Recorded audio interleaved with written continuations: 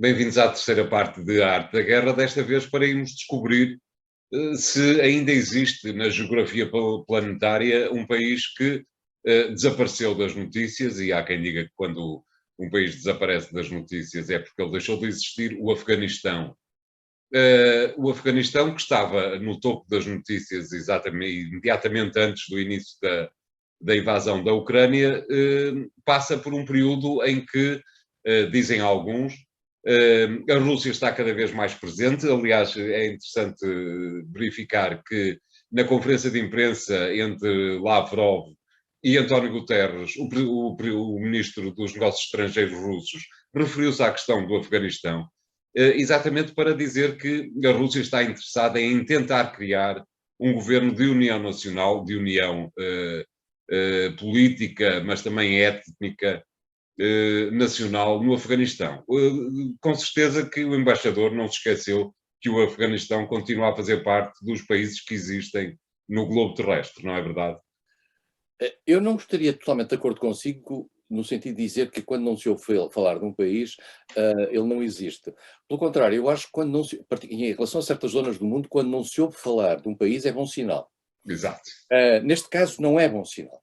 Neste caso não é bom sinal, e o António referiu agora aí uma coisa, eu vou fazer uma confidência relativamente a um ponto que disse, que é a Rússia ter falado, através de Sergei Lavrov, da questão do Afeganistão.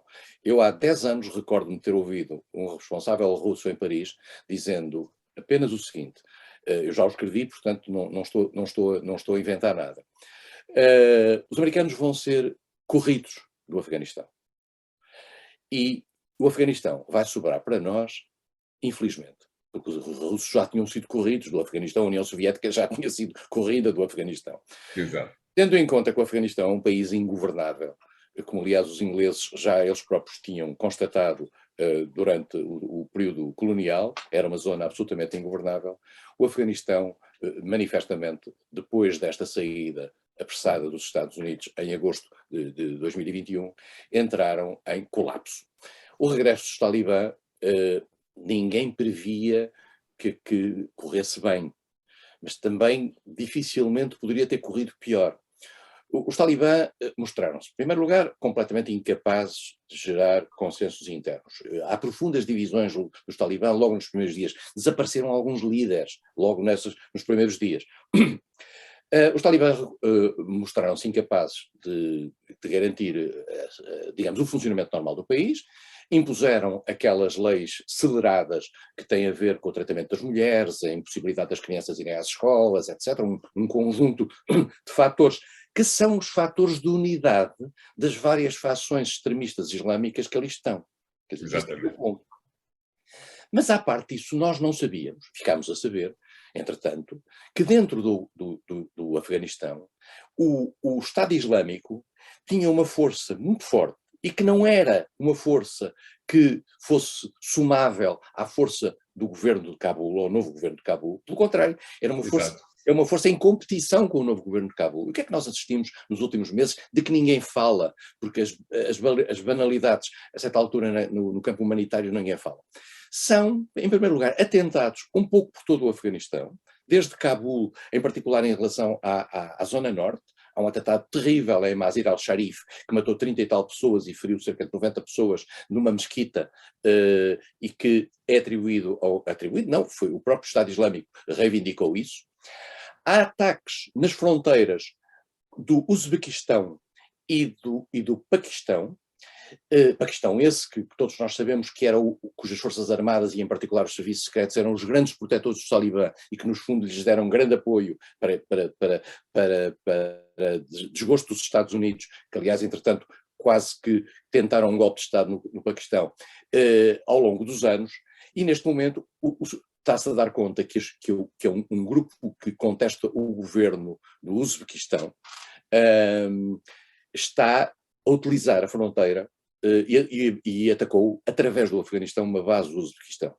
Entretanto, deu-se conta que militares paquistaneses atacaram, como retaliação a um ataque de fronteira, atacaram zonas do Afeganistão, e houve ontem uma declaração do vice-ministro dos Negócios Estrangeiros do afegão, filho, aliás, do Mullah Omar, o famoso Mullah Omar, e que veio queixar-se dessa retaliação por parte do Paquistão. O que significa que estamos criando uma anarquia. Há bombas em Cabul, o país não funciona, as organizações internacionais humanitárias pararam de dar ajuda humanitária porque a condicionavam relativamente ao tratamento das crianças e das raparigas nas escolas. Os Estados Unidos bloquearam os fundos que o Afeganistão tinha em bancos americanos e congelaram esses fundos, e portanto há uma tragédia de natureza humanitária funcional e há um país que na realidade não funciona. E não funciona e está numa espécie de guerra civil. E há que mesmo quem diga que o Estado Islâmico poderá estar a tentar ser a alternativa dentro do Paquistão. Nós lembramos-nos, já agora vale a pena lembrar, que o Afeganistão tinha no passado o Al-Qaeda, razão que aliás levou os americanos, e justamente a seguir ao 11 de setembro, a atacarem o Afeganistão à procura do Al-Qaeda, à procura de Bin Laden, e eles depois refugiou-se das montanhas e parte dele foi para o Paquistão. Agora está o Estado Islâmico, que entretanto foi corrido de outras zonas e está neste momento a contestar um poder fraco, que é o poder dos talibã. E, portanto, temos ali um problema que dificilmente poderá mobilizar a comunidade internacional para mandar lá para lá uma missão, porque todos nós já percebemos que mandar tropas para o Paquistão, para o Afeganistão, é perder tempo, dinheiro e vidas. Uma das razões que levam o Estado Islâmico a fazer esses ataques no Afeganistão, aparentemente, é o facto de, e como tem sido desde o início do Estado Islâmico, a sua luta encarniçada e violentíssima contra os xiitas. É exatamente isso que está a acontecer no Afeganistão, não é verdade, Sr. Embaixador? Mas não é só, mas não só. Não é só porque, por exemplo, esse ataque em Mazar al-Sharif foi contra uma comunidade azada, que é uma comunidade sunita, e portanto há aqui um elemento que, a meu ver, passa para além dessa conflitualidade sunitas-xiitas tradicionalmente. Mas sim, claramente digamos, o inimigo essencial do Estado Islâmico são os xiitas, nomeadamente aqueles cujo centro histórico religioso está no Irão, mas a sua ação é muito mais alargada. Aliás, já se tinha visto isso no quadro do Iraque, do final do Iraque e na zona da Síria, tinha-se visto que a ação do Estado Islâmico ia muito mais para além das fronteiras xiitas, e portanto não estava, como aliás se lembra, por exemplo, países como a Arábia Saudita opunham-se ferozmente ao Estado Islâmico e eram sunitas também. Sim. A Turquia, que é de uma obediência sunita diferente da Arábia Saudita, também se opunha ao Estado Islâmico. Estamos aqui com algumas conflitualidades que passam para além dessas divisões de natureza religiosa. Aparentemente, o trabalho que a Rússia está a implementar no Afeganistão tem a ver precisamente com a chamada, digamos, de uma série de responsáveis que chegaram a cruzar-se com os Estados Unidos e com a NATO, e com os quais a Rússia quer fazer uma espécie de conjunto que possa liderar um governo exatamente que abarque várias ligações. Nomeadamente, diz a Rússia, que tem falado com o ex-presidente Hamid Karzai, com Abdullah Abdullah, que é alguém que consegue passar há décadas pelos pingos da chuva e ser sempre alguém muito importante no Afeganistão. Parece-lhe que, de alguma forma, os talibã podem no futuro próximo, estar interessados ou terem abertura suficiente para aceitarem um governo desta natureza tão diversa? Tem razão ao dizer que Karzai e Abdullah Abdullah passaram entre os pingos da chuva. Lembrar-se-á, aliás, que Abdullah Abdullah foi em casa de Abdullah Abdullah que Karzai se refugiou imediatamente após os acontecimentos de agosto de ano passado. Exatamente. Eu não sei se a Rússia hoje tem capacidade, digamos, de pensar noutra coisa que não seja na Ucrânia. Mas, enfim, Exato. se tiver, estará com certeza a tentar criar alguma base de apoio internacional a uma solução ali, que pode também passar pela China. Nós temos que pensar uma coisa. Há ali também uma outra conflitualidade que se projeta no Afeganistão, que é entre a Índia e o Paquistão. O Paquistão tinha uma belíssima relação com os talibã. Pelos vistos, essa relação está-se a degradar agora, como se viu nos incidentes de há dias. A Índia, curiosamente, tinha uma boa relação com Karzai, e imagino com Abdullah Abdullah. Portanto, não são fatores que se possam conjugar para uma estabilização.